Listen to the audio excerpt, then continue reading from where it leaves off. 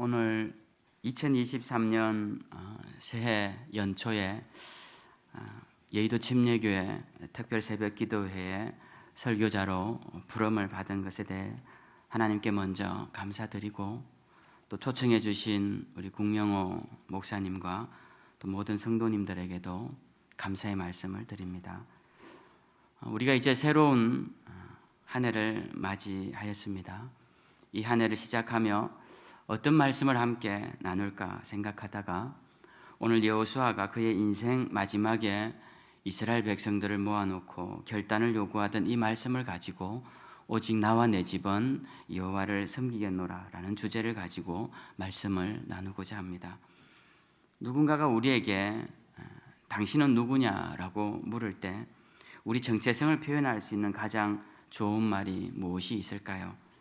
어디서 태어나고 어느 학교를 나왔고 어느 직장에 있고 어떤 경력을 가지고 여러 가지 우리의 기본적인 이력으로 자신의 정체성을 드러낼 수 있을 것입니다. 그러나 우리가 그리스도인으로서 우리의 정체성을 가장 분명하게 하는 말은 저는 예수 믿는 그리스도인입니다 라는 말일 것입니다.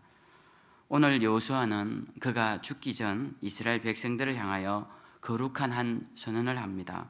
바로 오늘 말씀의 제목인 오직 나와 내 집은 여호와를 섬기겠노라 라는 선언입니다. 이 선언은 여호수아가 어떤 사람인지에 대한 그의 정체성을 가장 분명하게 드러내는 말이라고 생각합니다. 여호수아는 이 선언을 하기 전 이스라엘 백성들을 향해 하나님께서 행하신 놀라운 일들에 대해 설명하고 있습니다. 여호수아는 어떤 사람이었습니까? 그는 애굽에서 탈출해 나올 때 그때 이미 성인이었습니다. 그는 홍해를 가를 때도 물이 장벽을 이루어 높이 치솟을 때도 그 현장에 있었고 1년 만에 가나안 땅에 도착해서 12명의 정탐꾼으로 뽑힐 때 그 중에 일원이 되어 가나안 땅을 직접 들어갔다가 나온 사람이기도 했습니다.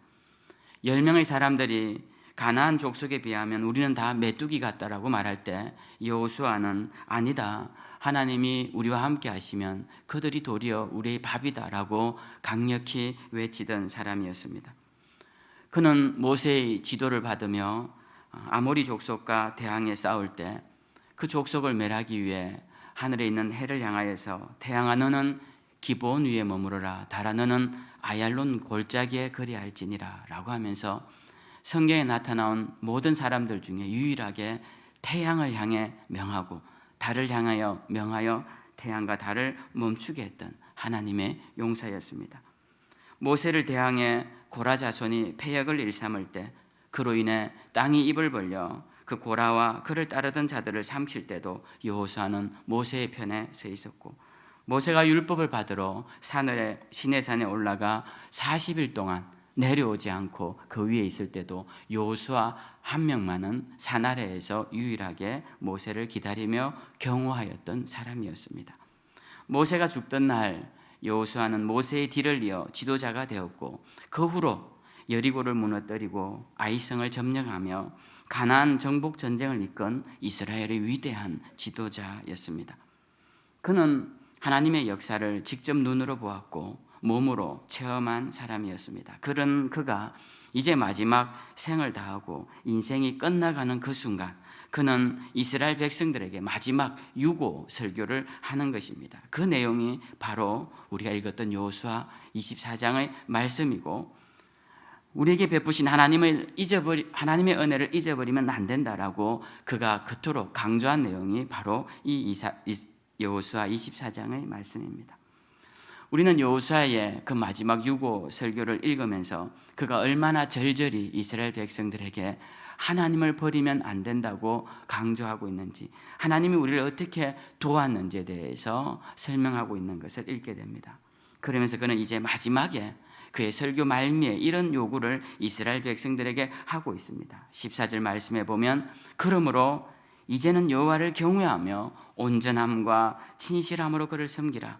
너희 조상들이 강 저쪽과 애굽에서 섬기던 신들을 치워버리고 여호와만 섬기라. 만일 여호와를 섬기는 것이 너희에게 좋지 않게 보이거든 너희 조상들이 강 저쪽에서 섬기던 신들이든지 또한 너희가 거주하는 땅에 있는 아모리 족속의 신들이든지 너희가 섬길 자를 오늘 택하라. 그러면서 그가 중요한 말을 마지막으로 덧붙이죠. 그런데 나와 내 집은 오직 여호와를 섬기겠노라. 너희가 어떤 신을 섬길지 선택을 해라. 그러나 나와 내 집은 여호와를 섬기겠다라고 결연한 의지를 이스라엘 백성들에게 보여주고 있습니다. 저는 이 위대한 신앙의 고백이 여호수아의 정체성을 드러내는 말이라 생각하고 그리고 우리의 정체성이 되어야 된다라고 생각합니다. 한 해가 가고 또 한 해가 왔습니다. 세월은 자꾸 흘러 우리와 주변 환경을 바꾸어 놓습니다. 그러나 바뀌지 말아야 할 것들이 있죠. 그것이 바로 하나님의 백성으로서 우리의 정체성입니다. 저는 2023년을 시작하며 다시 한번 우리 신앙이 바로 서기 위해서는 또 한 번의 결단이 일어나야 한다고 생각합니다. 더 정확히는 다시 한번 하나님을 향한 분명한 결단을 연초에 해야 한다고 생각합니다. 여호수아를 한번 보십시다. 그는 일평생 하나님을 섬기는 자였습니다. 누가 봐도 그가 하나님을 섬기겠노라 말하지 않아도 그는 일평생을 하나님을 섬긴 사람이었습니다. 그런데 그는 죽는 순간, 죽기 전 그 순간에도 그는 또다시 선언합니다. 나는 그리고 나와 내 집은 여호와를 섬기겠노라. 이젠 더 나아가서 그가 이제 죽는 순간이니까 이제는 이스라엘 백성들에게 말합니다. 너희도 결단해라. 너희도 나와 함께 여호와를 섬길지 아니면 이 가나안 땅에 이 가나안 신들에 매혹되어 그들을 섬길지 너희가 선택해라 라고 여호수아가 요구하고 있다라는 것입니다. 사실 우리는 이 요구에 대해서 어쩌면 당연히 그 정도 선택은 아무것도 아니겠지라고 생각하기 쉽지만 이스라엘 백성들이 지금 처해져 있는 상황에서 하나님을 택할지 가나안을 택할지 형식적인 선택은 하나님을 할 수 있겠지만 그들이 전심으로 하나님을 선택하기에는 굉장히 어려운 상황에 있었습니다. 우리가 잘 알듯이 문화라는 것은 정주하는 민족에게서 생겨나는 것입니다. 정착하여 농경사회를 이루어야 그 문화라는 것이 발전하죠. 그래야 도시가 생기고 도시를 지나는 이들로부터 문화를 배워 접목시키고 그리고 대를 이어서 발전시켜 나가게 됩니다. 그래서 농경사회, 도시국가 속에서 문화는 발전하기 쉽습니다. 그런데 이스라엘 백성들은 어떤 자들이었습니까? 그들은 떠돌이였습니다. 그들은 종으로 있다가 준비 없이 광야로 내몰렸고 그때 함께 나온 이민족들과 함께 성경에는 여러 잡족들이라고 표현되어 있는데 그런 이민족들과 함께 연합해 나온 문화라고 할 것도 없는 초라한 백성들이었습니다. 그들에게 있는 것이라고는 여호와 하나님을 향한 신앙과 그분을 경배하는 방법인 율법이 전부였습니다. 그런 그들이 40년 광야길을 헤매다가 가나안 땅에 들어와 보니 이 가나안 문화는 정주하는 농경 문화요 발전한 문화였습니다. 이스라엘 백성들의 마음을 빼앗기가 충분했더라는 것입니다. 그들은 그곳에서 바알이라는 신, 아세라라는 신, 하늘의 태양, 달, 별들을 섬기는 일월성신까지 다양한 신들을 만나게 됩니다. 자신들이 그동안 믿고 따랐던 여호와 하나님은 형체도 없고 모양도 없고 두렵기만 한 분이셨는데 가나안에서 만난 신들은 형체도 나타나 있고 바로 옆에 주상이 세워져 있고 그래서 친근하고 심지어 재미도 있고 즐거움까지 주더라는 것입니다. 이방 신전의 여사제들은 아름다웠고 그 신들은 여호와 하나님처럼 하지 말라는 것이 거의 없었습니다. 그들의 신들은 참으로 인간을 위한 신들이었습니다. 오늘날 하나님의 자리를 대신 차지한 인본주의와 같은 것이었습니다. 그러니 이스라엘 백성들이 그곳 생활에 충분히 빠질만 했고 가나안의 문화와 가나안 이방 신들의 매혹을 느끼기 시작했던 것입니다. 그러면서 점점 그들은 자유와 더 나아가 방종의 문화를 수용하면서 하나님 앞에서 방종하게 되었습니다. 그 문화 속에 빠져가는 이스라엘 백성들 속에서 여호수아는 나와 내 집은 하나님만을 섬기겠다. 그러면서 이스라엘 백성들에게 너희도 결단해라 라고 말씀하고 있습니다. 지금이라도 다시 마음을 새롭게 하여 하나님을 섬길지 아니면 너희 눈에 보기에 좋은 신들을 섬길지 결단하라고 하는 것입니다. 결국 이스라엘 백성들은 여호수아의 말을 따라 하나님을 섬기기로 결단합니다. 그들 가운데 있던 은밀한 우상들을 내어버리고 진심으로 여호와를 따라가기로, 여호수아의 결단을 따라 그들도 여호와 하나님을 따라가기로 결단합니다. 우리는 인생에서 결단의 시간을 요청받을 때가 많습니다. 주님이 어떤 청년에게 나를 따르라 라고 합니다. 그런데 그는 재산이 많은 고로 주님을 따르는 것을 주저합니다. 결단하지 못하죠. 또 어떤 사람은 제가 아버지의 장례를 치루어야 합니다 라고 하면서 주님을 따르지 못합니다. 여러분, 결단은 항상 결단하기 어려운 상황에서 요구되어집니다. 모든 상황이 다 갖추어져서 우리에게 결단만 하세요라고 하지 않는다라는 것입니다. 우리가 하나님을 믿을 때도 마찬가지입니다. 하나님을 믿고 하나님 앞에 결단해야 하는데, 확신이 결단해야 하는 것은 아는데 상황이 그렇게 녹록지 않더라는 거예요. 상황이 잘 만들어지면 그때 잘 믿겠습니다 라고 하지만 그런 상황은 만들어지지 않습니다. 신앙이 미지근하여 차지도 않고 더웁지도 않은 그런 라오디게아 교회 같은 신앙이 계속 지속되는 것은 우리 삶에 신앙의 결단이 없기 때문에 그렇다라는 것입니다. 2023년을 시작하며 우리는 결단해야 할 것입니다. 여호수아처럼 한평생을 주를 위해 살았다 할지라도 그는 죽기 전 그 순간까지도 하나님 앞에 결단했던 것처럼 우리도 일평생을 하나님을 위해 살았다 할지라도 한 해가 바뀌고 새해가 시작될 때 우리는 다시 한번 첫사랑을 회복하고 하나님 앞에서 결단해야 할 것입니다. 두 번째, 우리는 결단 뒤에 따르는 책임 있는 행동을 해야 할 것입니다. 결단만 하고 끝내는 것은 올바른 신앙인의 모습이 아닙니다. 제가 우리 교회 장로님에게 들었던 재미있기도 하고 또 의미 있기도 한 사건이라 오늘 설교에서 인용하고자 합니다. 우리 장로님이 육사를 나오시고 월남에 다녀오실 정도로 참 충성스럽게 나라에 헌신하시던 분이었는데요. 그분이 부대장이었던 시절에 같은 부대원들끼리 이제 이 부대와 저쪽 부대 이제 사단이 다른 것이죠. 그래서 이제 같은 산을 두고 저쪽 편에서 이쪽 편에서 실전 훈련을 합니다. 그래서 자기 부대원들을 챙기면서 물론 훈련이지만 실전처럼 막 그렇게 밤새 훈련을 한대요. 이 북한을 향한 훈련은 대부분 밤에 이루어진다고 합니다. 그래서 실전처럼 하기 때문에 저녁에 시작해서 아침에 동이 트면 훈련이 종료되는데 그 훈련이 끝나면 항상 체크하는 것이 이제 군장을 체크하고 또 다친 데는 없는지 그렇게 체크를 하는데 항상 가장 중요하게 체크하는 것은 부대원들이 다 잘 돌아왔는지를 체크하는데 그날은 부대원 한 명이 없더라는 겁니다. 그래서 이 부대원이 어디 갔나 해서 혹시 실족했나 혹시 떨어졌나 혹시 다쳐서 어디 산에 있나 하고 그 부대원을 한참을 찾았대요. 온 부대원이. 그리고 찾고 찾아도 나오지 않아서 더 이상 어떻게 해야 되나 큰 고민을 하다가 상대 부대에 한번 가봐야 되겠다. 근데 부대원들이 다 각자 부대로 철수해서 그 부대가 상당히 멀리 있는 곳에 철수되어 있는데 그곳까지 부대장이었던 분이 가셨습니다. 그래서 가서 상황에 대해서 이야기를 하고 이제 이렇게 보니까 그 부대원, 자기 부대원이 그 부대에 있는 거예요. 그래서 너무 반갑기도 하고 또 속상하기도 하고 그래서 그 부대원을 불러다가 너 왜 여기에 있느냐라고 했더니 그때는 36개월 복무를 할 때인데 아유 이 부대에서 복무하나 저 부대에서 복무하나 3년만 채우면 되는 것 아닙니까? 그러더래요.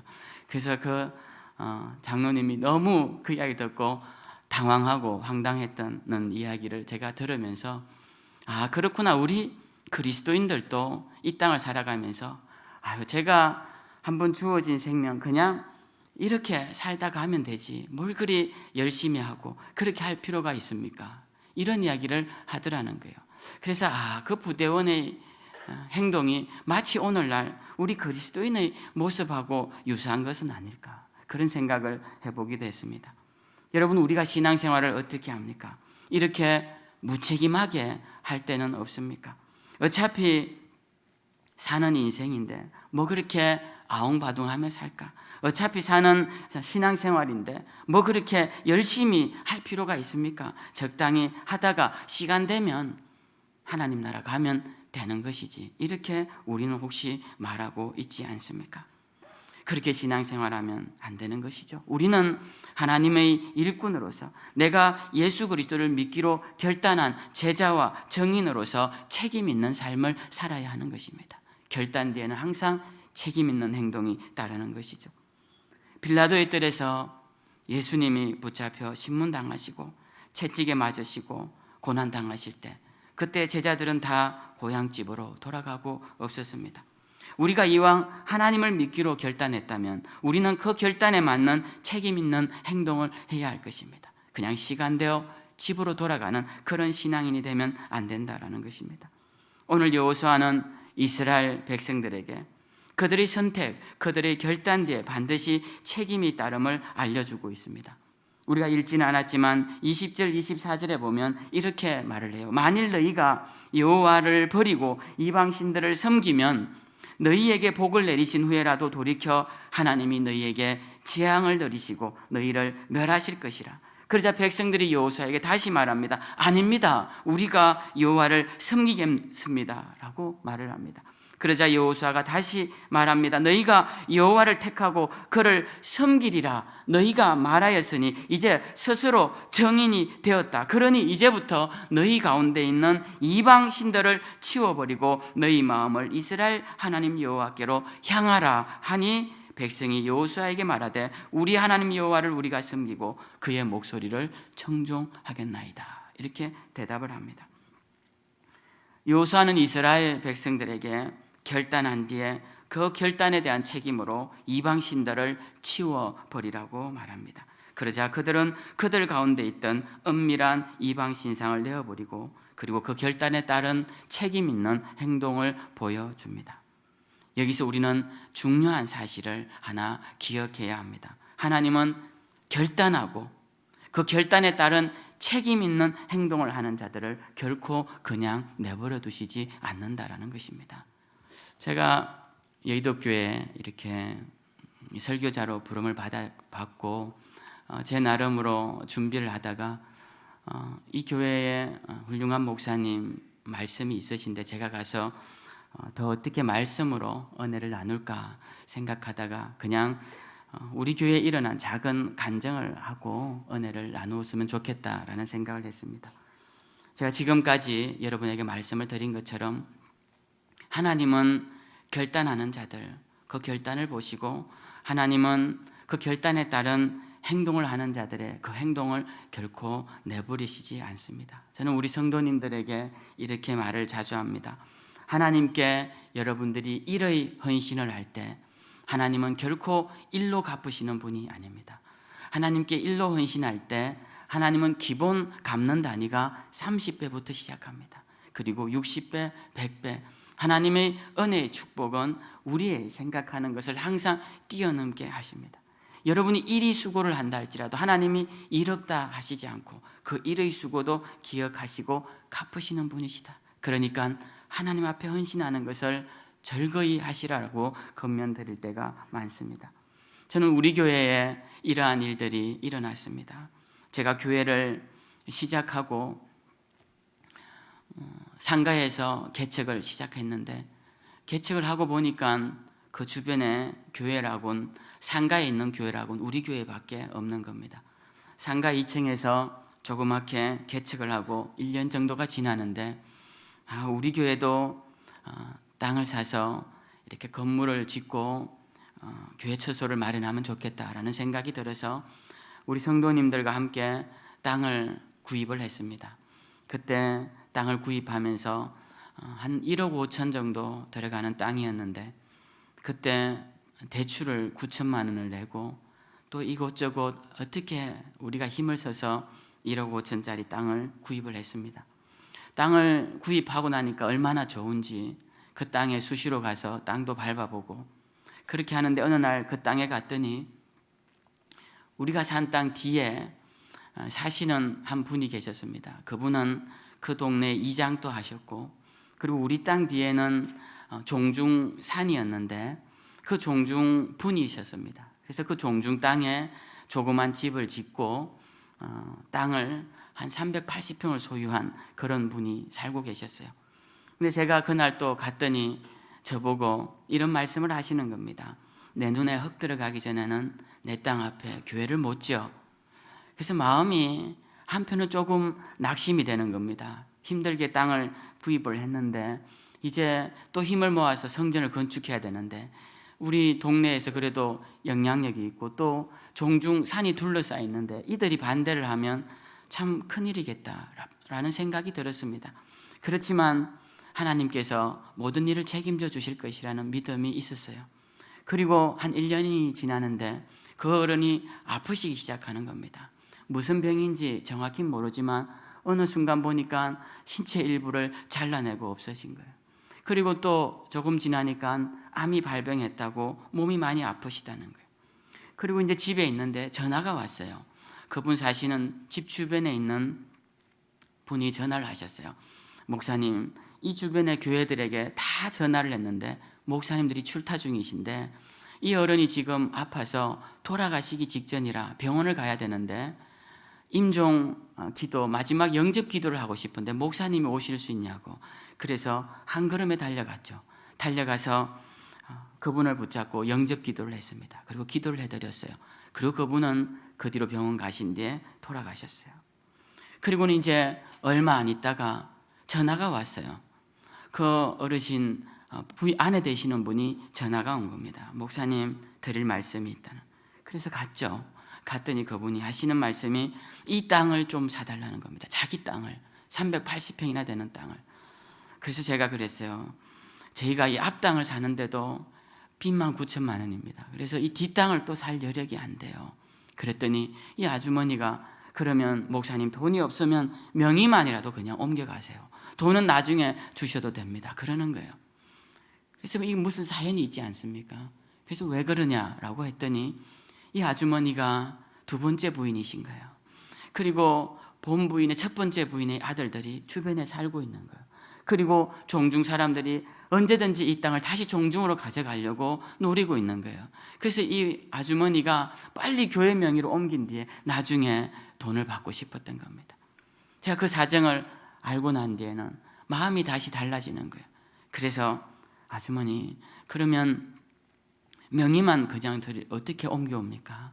저희가 조금 가격을 빼주시면 어떻게든 모아보겠습니다. 그래서 1억 8천 하던 땅이 1억 7천으로 빼주셨어요. 그래서 온 힘을 다해서 이제 돈을 빌려봤습니다. 은행에 빌리고 또 저희 가졌던 조그만 집도 팔고 그리고 아는 권사님에게 또 요청도 했습니다.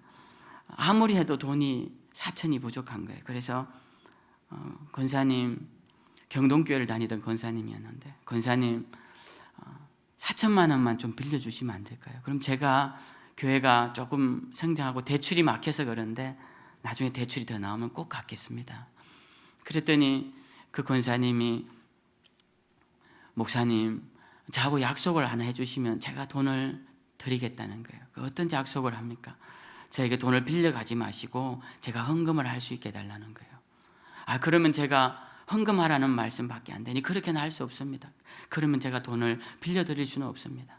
그래서 저는 마음은 급하고 계약 날짜는 가까우고 그래서 그 권사님의 요구대로 우리에게 헌금을 하시고 그렇게 맞춰서 그 땅을 구입하게 된 겁니다. 그 땅만 구입해 놓으면 뭐합니까? 이제 땅은 660평으로 늘었어요. 땅은 많은데 건축할 재정은 없고 그리고 은행 빚은 잔뜩 있습니다. 근데 하나님께서 놀랍게 역사하셔서 그 땅에 이제 우리가 이자를 낼 수 있는 여력을 허락하여 주시고 그리고 제 마음에 건축을 할 수 있는 또 용기를 허락하셨어요. 그리고 땅을 산 지 정말 그 교회를 개척한 지 5년 만에 작은 조립식으로 건축을 하게 되었습니다. 그 건축한 성전이 어디에 있느냐? 그 어르신 집 바로 마당에다가 성전을 건축하게 된 거예요. 그리고 그 뒤로 5년 뒤에는 개척하고 11년 뒤에는 다시 그 어르신 집에다가 집이 있던 자리에 교육관을 짓게 되었습니다. 제가 이렇게 목회를 시작하고 돌아보니까 우리가 생각하고 계획한 작은 결단들이 하나님께서 이루시는 일들을 보면 참으로 놀랍더라는 것을 생각하게 됩니다. 생각해보면 그 종중 땅은 원래 선산이었습니다. 지금도 가면 산소들이 많이 있어요. 우리 교회를 주변으로 산소들이 많이 있었는데 교회가 들어서니까 부정하다고, 그들 입장에서는 부정하다고 산소들이 많이 옮겨갔습니다. 제가 성전을 이렇게 돌아보고 지금도 저희가 특별 저녁 기도회 기간인데 기도회를 인도할 때 자주 드리는 말씀이 있어요. 이 땅은 원래 죽은 자를 위해 예비된 땅이었다. 죽은 자들이 산소를 쓰고 죽은 자를 묻기 위해 예비된 땅이었다. 그런데 이 땅이 하나님께서 한번 사용하시고자 하니 살아계신 하나님의 이름을 두시는 성전으로 바꿔주시더라. 이것이 하나님의 역사더라. 그러니 여러분 두려워하지 마시고 결단하시라. 제가 이렇게 성도님들에게 말씀을 드립니다. 저는 오늘 이 여의도 교회에 와서 여러분들의 사정과 형편은 잘 모르지만 분명한 것은 한 해가 시작되면 우리는 또다시 결단해야 합니다. 그 결단에는 두려움이 없어야 합니다. 왜냐? 하나님은 우리의 작은 결단도 소홀히 여기지 않으시고 우리의 작은 한 걸음도 소홀히 여기지 않으시고 반드시 그 결단에 따른 그 책임 있는 행동에 따른 놀라운 축복을 우리 가운데 허락하신다라는 것입니다. 저는 오늘 이 말씀을 드리면서 우리 여의도교회 성도님들에게 마지막으로 권면합니다. 하나님을 의지하시고 담대히 결단하십시오. 하나님이 여러분들과 함께 하실 것입니다. 기도하시겠습니다. 하나님 아버지 감사합니다. 하나님께서 사랑하셔서 이 여의도 땅에 귀하게 세우신 여의도 침례교회 위에 하나님께서 지금까지 주장하여 주시고 2023년까지 주님 앞에서 기쁘신 모습으로 세워나가게 하심을 감사드립니다. 이제 한 해가 시작되며 우리 귀한 성도님들이 다시 한번 결단하고자 이 2023년도 특별 새벽 기도회를 열고 이 이른 아침에 주님 전에 모였습니다. 결단하는 심령들 가운데 주님 이 시간 은혜를 다하여 주시고 우리의 작은 미약한 한 발걸음이라도 하나님이 소홀히 여기지 아니하시고 큰 역사를 이루시는 분이심을 다시 한번 되새기며 여호수아의 결단을 본받아 우리도 늘 해가 밝힐 때마다 나와 내 집은 오직 여호와만 섬기겠노라 결연히 결단하는 우리 여의도 침례교회 모든 성도님들이 되게 하여 주시옵소서.